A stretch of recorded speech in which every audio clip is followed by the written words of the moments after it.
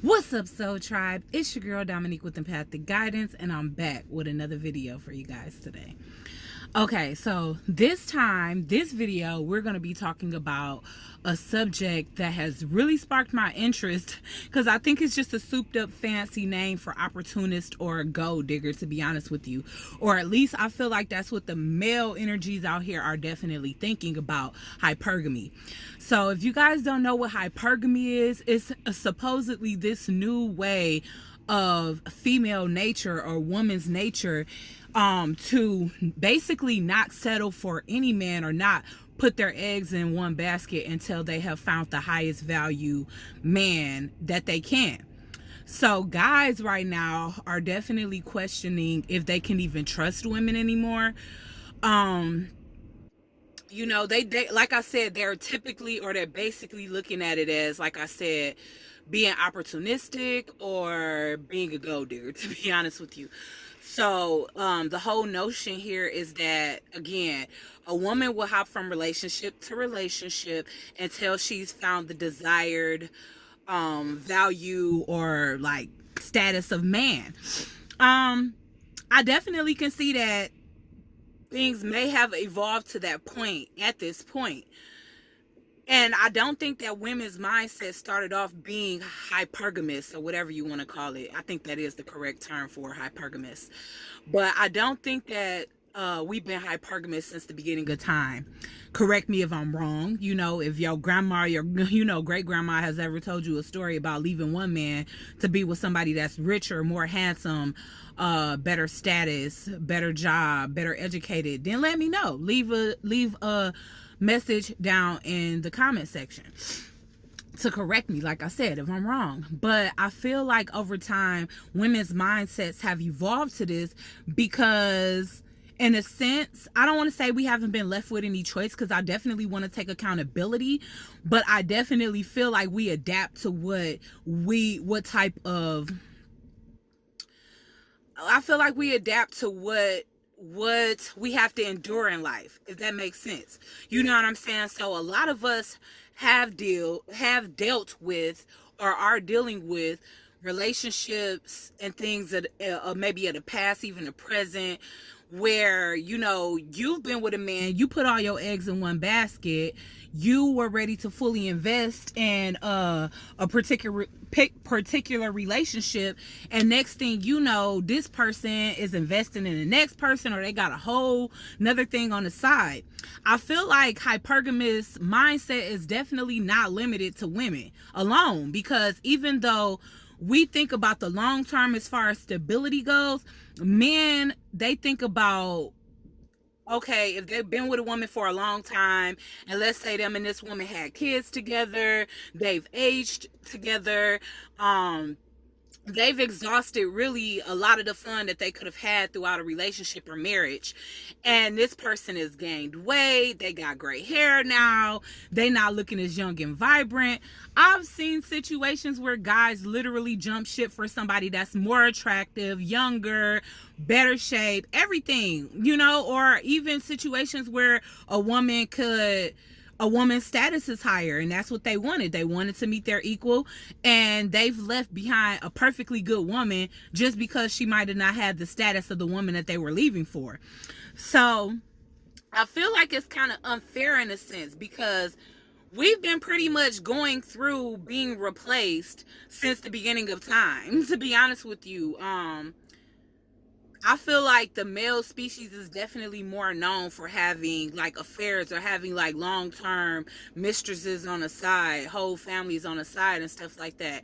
And again, like I said, yes, it's a little less possible for a woman to do that, because if she have a baby outside of her relationship and she lived with that man, you know, it's easier for that man to find out that she has a baby by another man than it is for a woman to find out that a man has a secret child out here. Okay, so, and everything is not about parenting and co-parenting and all of that. I can definitely understand that, but moreover, this theory of women not wanting to settle when it comes to men, I don't think that men should take it as a threat.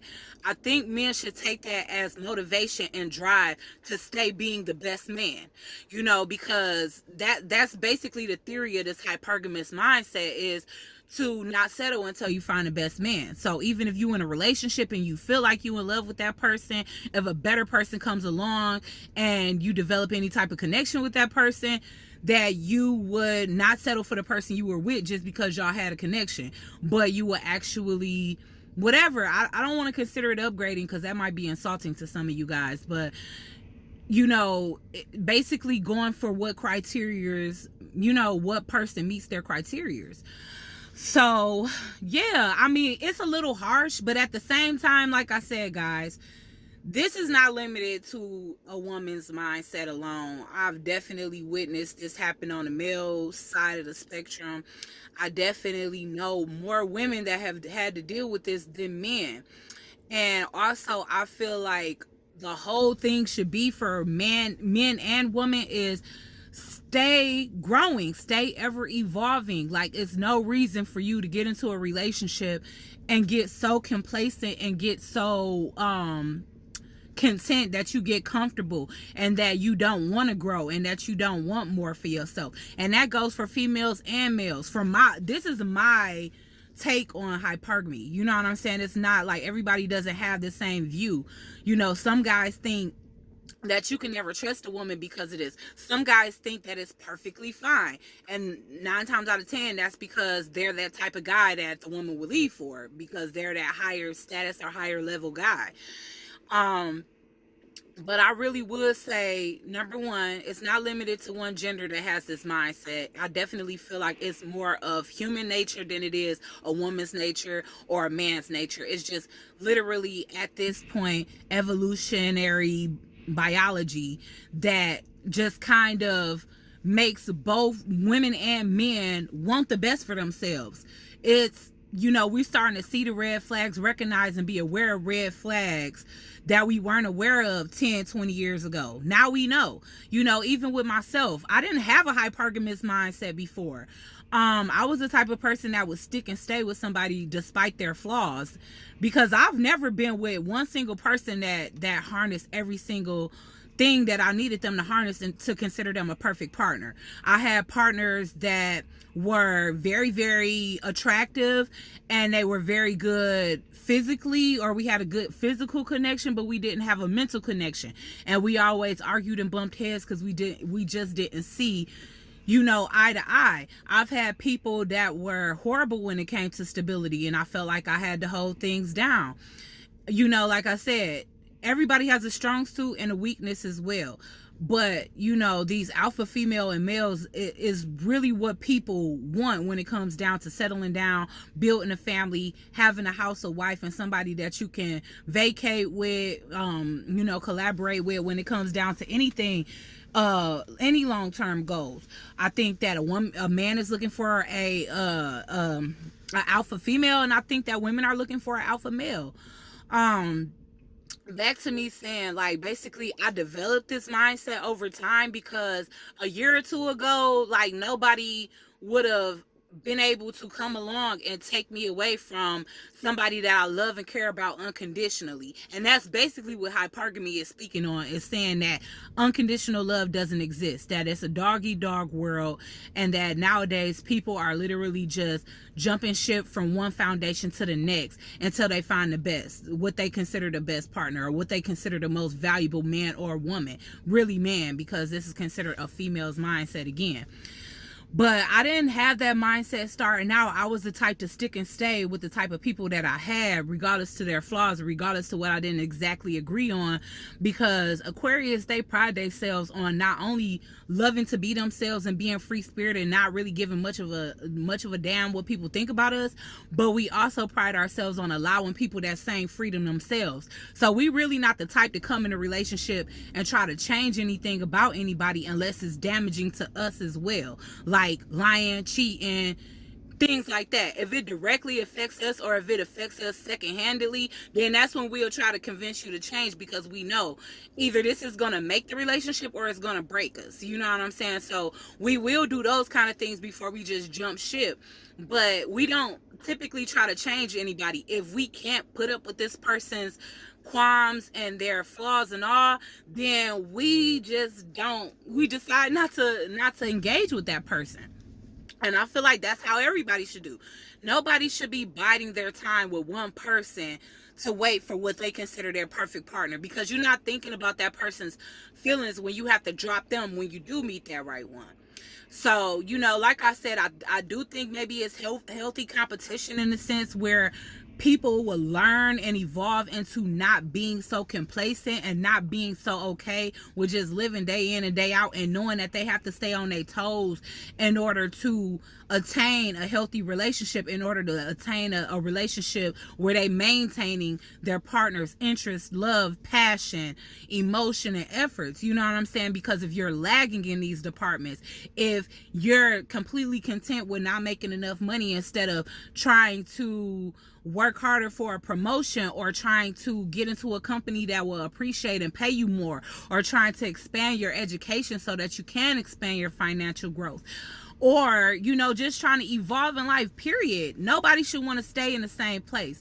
And so basically that's just what I'm getting. The message that I'm getting from hypergamy is that it's definitely motivation to not stay stuck. You know what I'm saying? And I didn't realize that before, because I was one of them people that stay stuck. I really thought that being beautiful, smart, knowing how to cook spectacularly, because my food be bomb, knowing how to cook, having good sex, was enough, to maintain any guy's interest. I'm like, for sure, I'm a catch. I'm fine. I can cook. I got beautiful kids. I'm this, I'm that. But no, nowadays, and that's why I said it's evolutionary biology, because we have learned to adapt to this. Like, a woman didn't even have to do none of the stuff that they required to do nowadays.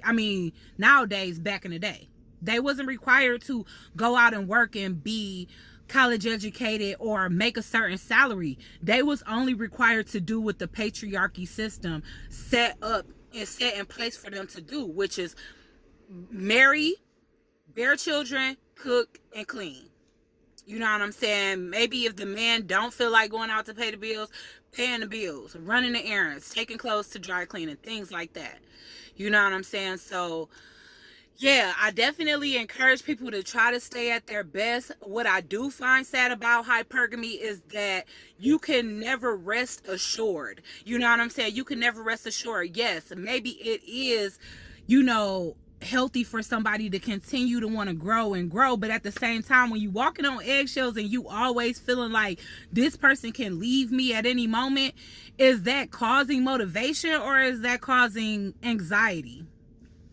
So it's a good thing to think about, because this new hypergamous mindset of women, it has got the male community shook. Okay, I'm seeing so many articles about men that feel like they can't trust women anymore, that they always got to stay on top of their A game. So I won't say that I agree with that hypergamous mindset, but what I will say is this: stay on y'all A game until it's like no more moving forward, like until there's no more expansion that can be had. Just continue. Like, don't get so complacent and so stagnant that you're just comfortable with settling. Because the type of person that has this hypergamous mindset, those would be the type of people that would secretly slip out the back door with somebody that's not content with what they have, that wants to continue to grow and grow and grow. So do that for yourself. Don't do that out of fear of losing somebody. You know what I'm saying? Stay on your A game for yourself, not out of fear of losing somebody. And if somebody constantly make you feel like that, then, it's safe to say that they might not even be worth investing in. If they treating you like they can do better constantly and they verbalizing that and their actions are showing that, then maybe do yourself a favor and disconnect from that person. Because also, I feel like the notion of unconditional love being non-existent is very saddening. It's very saddening, because when I love, I do love unconditionally. And if somebody has flaws, I do accept them. And, if it takes somebody a little longer to grow or experience growth than I notice it does myself or others, then I'm patient with that person. You know what I'm saying? Like, that's the type of person that I am. So, again, I don't want this to be, just put on a whole species of women or put on a whole species of men. But I will say that, I feel like over time it's become human. It's become human nature.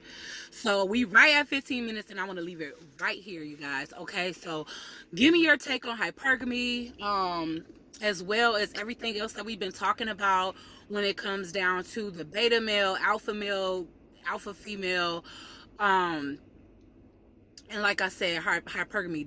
Do you guys think that this is just a glamorized term or glamorized terminology to say gold digger, user, opportunist? You know, what are your thoughts on it? Because I've given you mine. So I'll catch you guys out on the next one. Ciao.